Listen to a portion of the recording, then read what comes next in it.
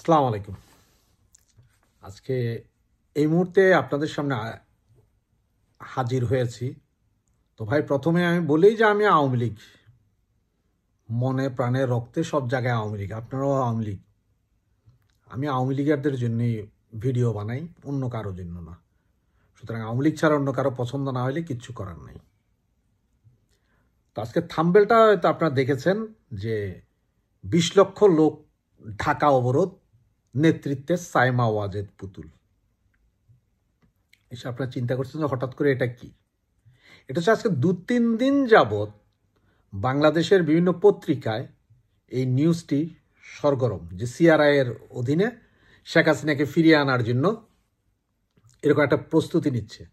আর এই খবর প্রথম করেছে খালেদা জিয়ার স্বামী, বর্তমান স্বামী, ফালুর নেতৃত্বাধীন টিভি বা ফালুর মালিকানাধীন টিভি এন টিভি, এবং সেটাতে আরও আগুন ঢেলেছেন জামাত ঘরানার নয়া দিগন্ত, ওনাদের। তো ওনারা এই নিউজটি করেছেন এবং ওনারা যে পরিকল্পনার কথাটা বলেছেন, পরিকল্পনার কথাটা হচ্ছে যে সাইমা ওয়াজেদ পুতুল আওয়ামী লীগের নেতৃত্বে এসেছেন, যেটা আমরা সকলেই জানি যে উনি এতদিন যেহেতু আপনার ওয়ার্ল্ড ব্যাংকের অধীনে অটিজমের ব্র্যান্ড অ্যাম্বাসেডার ছিলেন, বা দক্ষিণ এশিয়ার বিশ্ব স্বাস্থ্য সংস্থার আঞ্চলিক পরিচালক ছিলেন, যেটা অটিজমের উপরে কাজ করে, যেটাতে সাইমা ওয়াজেদ পুতুল কাজ করতেন। ওনার এই কাজটা যাতে চলে যায়, ইউনুস গভর্নমেন্ট সহ সকলে ব্যাপক চেষ্টা তদবিরের পরে, ওয়ার্ল্ড ব্যাংক যেহেতু আমেরিকার ডিপ স্টেটের মালিকানাধীন, সুতরাং তারা ওনাকে অবসরে পাঠালেন।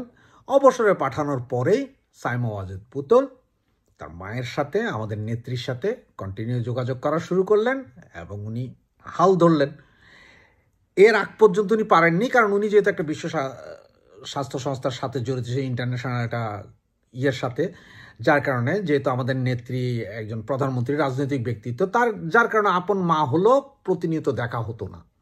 কিন্তু যেদিন থেকে ওনাকে অবসরে পাঠাচ্ছেন তার পর দিন থেকেই উনি মায়ের সাথে দেখা সাক্ষাৎ করছেন, কথাবার্তা হচ্ছে, রাজনীতির বিভিন্ন দিক হাতে খড়ি নিচ্ছেন। এর ভিতরে পত্রিকাওয়ালারা যেটা নিউজ করেছে যে ইন্ডিয়ার লুটেন্স শহরে বা সিটিতে, যেটা সেই জায়গায় উনি অফিস নিয়েছেন, যেখানে বড় বড় সেনা কর্মকর্তা এবং হাই প্রোফাইল লোকজন থাকে ইন্ডিয়ান, ওই জায়গায় ওনার অফিস।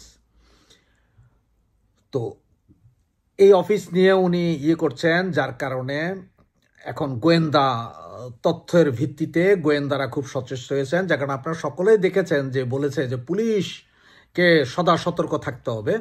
মানে প্রথমে খবর ছিল যে আগস্ট মাসে যে কোনো মুহূর্তে আওয়ামী লীগ ঢাকা অ্যাটাক করবে, যার কারণে আপনার সেনাবাহিনীর একজন অফিসার মেজর সাদিক, ওনাকে অ্যারেস্ট করলো, ওনার ওয়াইফকে অ্যারেস্ট করে বন্দি করে রাখা হয়েছে, যে ওনারাই নেতৃত্ব দিয়েছিলেন, ওনারা অস্ত্র প্রশিক্ষণ দিয়েছিলেন ঢাকা শহরের কোথাও 4,500 লোককে। এগুলো বিশাল একটা গল্প ছিল।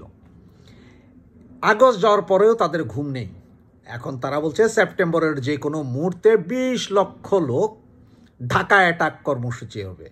আর এই ঢাকা অ্যাটাকের জন্য আওয়ামী লীগ হাজার হাজার লাখো লাখো অনলাইন অ্যাক্টিভিস্টকে কাজে লাগাচ্ছেন, ওদেরকে পয়সা কড়ি ব্যাপক হারে দিয়ে অনলাইনে কাজ করাচ্ছেন, এবং বনানী, গুলশান, উত্তরা, ধানমন্ডি এইসব এলাকাতে ভিত্তিকে কাজ চলছে। এবং সেপ্টেম্বর মাসের যে কোনো সময় 20 লক্ষ লোক ঢাকা শহর অবরোধ করবে। সেখানে শাহবাগ অবরোধ করলে, অবরোধ করার সাথে সাথে শেখ হাসিনা ঢাকা এয়ারপোর্টে এসে নামবেন, এরপরে আরেকটা বিপ্লব ঘটে যাবে। এইভাবে একটা নিউজ তৈরি করে পাবলিকের সামনে উত্থাপন করা হলো, যার কারণে পুলিশ সচেষ্ট এবং সকলকে ধরার জন্য ব্যাপক হারে ব্যস্ত হয়ে গেল। আর এই কাজটা সহযোগিতা করছে কে? সিআরআই সহযোগিতা করছে। তো আপনারা সবাই জানেন যে সজীব ওয়াজেদ জয় কিছুদিন আগেই বলেছিল যে সাইমা ওয়াজেদ পুতুল আওয়ামী লীগের রাজনীতিতে সক্রিয় হচ্ছেন। আর যেই মাত্র সক্রিয় হচ্ছেন, সেই মাত্র আমাদের এই নুনুস গভর্নমেন্টের মাথা খারাপ হয়ে গেছেন। উনি সাথে সাথে নির্বাচন কমিশনকে দিয়ে দুইটি আইন পাশ করানোর জন্য চেষ্টা করছেন।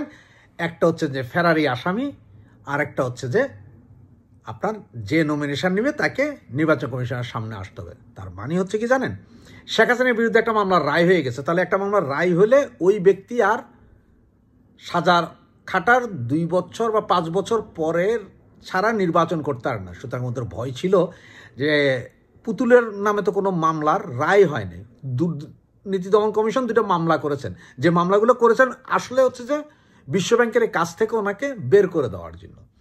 সুতরাং উনি যদি এখন নির্বাচন করতে দাঁড়াইয়া যান বা অনলাইনে যদি নমিনেশন পেপার সাবমিট করেন তাহলে তো মুসিবত। সুতরাং পুতুলকে যাতে ঠেকানো যায়, আওয়ামী লীগের অন্যান্য নেতাদেরকে যাতে ঠেকানো যায়, সেই জন্যই ফেরারি আসামি। তার মানে হচ্ছে আপনার প্রমাণ করা লাগবে না, আপনার বিরুদ্ধে কেউ মুরগি চুরির মামলা দিলেও আপনি ফেরারি আসামি হবেন, আপনি নির্বাচনের অযোগ্য। তা এই হচ্ছে যে তাদের পলিসি। তবে জানি না যে এই সেপ্টেম্বরেই 20 লক্ষ লোক হবে না কবে। তবে 20 লক্ষ লোক যে আসবে, 20 লক্ষ লোক যে ঢাকা শহর যে ঘেরাও করবে, এটা কিন্তু বাস্তব। আর সেটা শুধু আওয়ামী লীগ না, সেটা হচ্ছে বাংলাদেশের নিরীহ জনসাধারণই বেরিয়ে আসবে রাস্তাঘাটে, সকলে বেরিয়ে আসবে, নেতৃত্ব দিবে সেই 71-এর মুক্তিযুদ্ধের মতো আওয়ামী লীগ। সুতরাং সেদিন মনে হয় বেশি দূরে নেই। ধন্যবাদ। জয় বাংলা। আসসালামু আলাইকুম।